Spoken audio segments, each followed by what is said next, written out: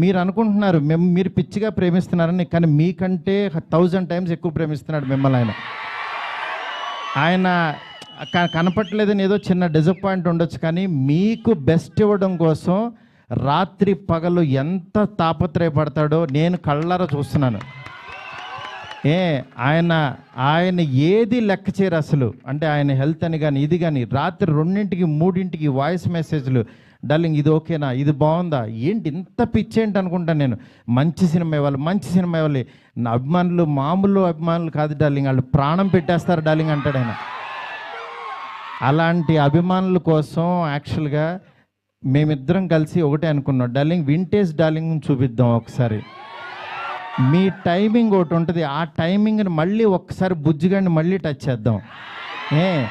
మళ్ళీ ఒకసారి pan India Bujjigadu ఎలా ఉంటాడో రాద్దాం, అలాంటి తీసుకెళ్దాం, ఈ జోనర్ ఎంచుకుందాం అని చెప్పి. అలా చాలా అంటే హీరోయిన్స్ లేక డ్రైగా ఉన్న ఆయన లైఫ్కి యాక్చువల్గా ఒకళ్ళు కాదు, ఇద్దరు కాదు, ముగ్గురిని పెడదాం. ఆయన యాక్చువల్గా సరదాగా డార్లింగ్ ఒక ఇద్దరిని పెట్టగలవా అన్నారు. అంటే ఆయన సలార్లో యాక్చువల్గా ఎవరు లేరు, ఉన్న అమ్మాయి కూడా ఎప్పుడో వస్తుంది, నెక్స్ట్ కలికి కూడా సరదాగా ఎప్పుడో ఒకళ్ళు వచ్చినా వెళ్ళిపోద్ది, అదొక వాళ్ళు. నా లైఫ్ అంతా ఆదిపురుషు చూస్తేనే సీతాదేవి ఆవిడెక్కడో ఉంటుంది, ఆవిడెక్కడో ఉంది, కానీ నా దగ్గర నా ఇంట్లో ఎవరు లేరు డార్లింగ్, ఒక ఇద్దరిని పెట్టగలవా అన్నారు. ఆయన అన్న మాటకి నేను పైనుంచి కింద చూసి, డార్లింగ్ మీ రేంజ్కి ఒక ఇద్దరేంటి, ముగ్గురిని పెడతానన్నా. అలా యాక్చువల్గా ముగ్గురిని తీసుకెళ్ళి ఒక హర్రర్ కొంపలో పెట్టి రొమాంటిక్ ఫ్యాంటసీ. నేను చెప్తున్నాను, నేను ప్రామిస్ చేస్తున్నా, ఈరోజు ఇది జస్ట్ టీజర్. ఈ వరల్డ్ ఎలా ఉంటుందో మీకు జస్ట్ చూపించామంతే. ఇది trailer cinema you can't imagine, I'm telling. ఎందుకంటే నేను యాక్చువల్గా యాజ్ ఏ ఆర్టిస్ట్గా ఇందాకడ ఒక థియేటర్కి కట్అవుట్ పెట్టారు, అదే థియేటర్ దగ్గర చిరంజీవి గారి యాక్చువల్గా బ్యానర్స్ కట్టేవాడు నేను, పెయింటింగ్స్ రాసి.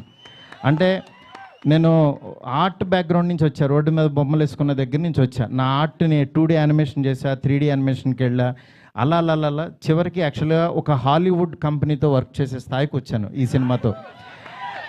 నేను అందుకని చెప్తాను, యాక్చువల్గా మీరెవరు దయచేసి టైం వేస్ట్ చేసుకోవద్దు, ఎవరు హార్డ్ వర్క్ చేయండి, డెఫినెట్గా వన్ డే మీది అవుతుంది. ఈరోజు నాది, తర్వాత రోజు మీది.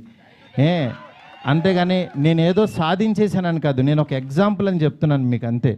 నిజంగా ఫ్యాన్స్ అందరూ, నేను ఎప్పుడు కూడా నా గురించి రివ్యూస్ చదువుకోవడం కానీ పేరు, నా ఫేస్ని కట్ చేసి యాక్చువల్గా వీడియోస్లో పెట్టి నాలో లేని హీరోయిజాన్ని మీరు చూపిస్తున్నారు. నిజంగా దానికి మీకు ఏమిచ్చినా నేను చెప్పలేను.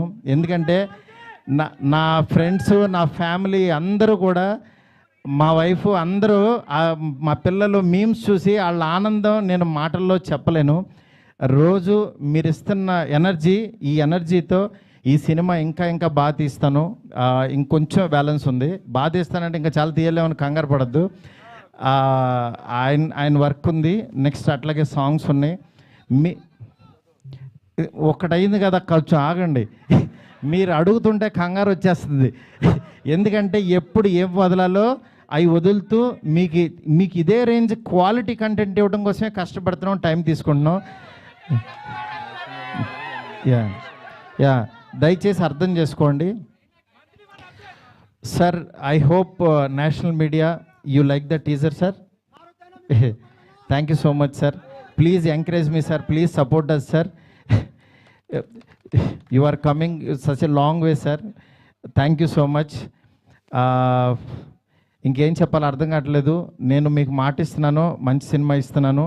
మంచి సినిమా అంటే మీరు కోరుకునే ప్రభాస్ గారిని ఎలా చూడాలనుకుంటున్నారో ప్రతి క్షణం ఆయన్ని అడ్మైర్ అయ్యి చూస్తారు. ఎందుకంటే నేను ఇంత తీసేసాను సినిమా, ఇప్పుడు దాంట్లోంచి క్రిస్పీగా మీకు బెస్ట్ ఇవ్వబోతున్నాము. Thank you so much, thank you so much. Next నా టెక్నీషియన్స్ గురించి అందరికీ బాగా చెప్పాలి ఎట్లాగో, ఎందుకంటే ఇంకా చాలా సందర్భాలు ఉన్నాయి. ఫస్ట్ ఆఫ్ ఆల్ నేను ఈ సినిమా, ఈ స్టేజ్ ఇలా ఫినిషింగ్ ఇలా రావడం కానీ మెయిన్ కారణం ప్రభాస్ గారి తర్వాత ఓన్లీ 1 పర్సన్, విశ్వ గారు. ఎందుకంటే